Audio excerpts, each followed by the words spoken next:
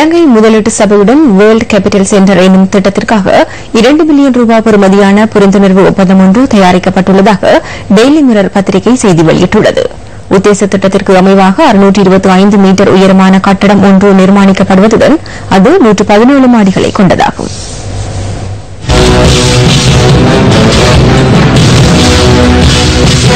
முதலீட்டு சபையின் தலைவர் உப்பில் ஜெயசூரியவுக்கும் WCC திட்டத்துடன் தொடர்புடைய நிறுவனத்தின் அதிகாரிகளுக்கும் இடையில் இந்த புரிந்துணர்வு ஒப்பந்தம் கைச்சாத்திடப்பட்டுள்ளது.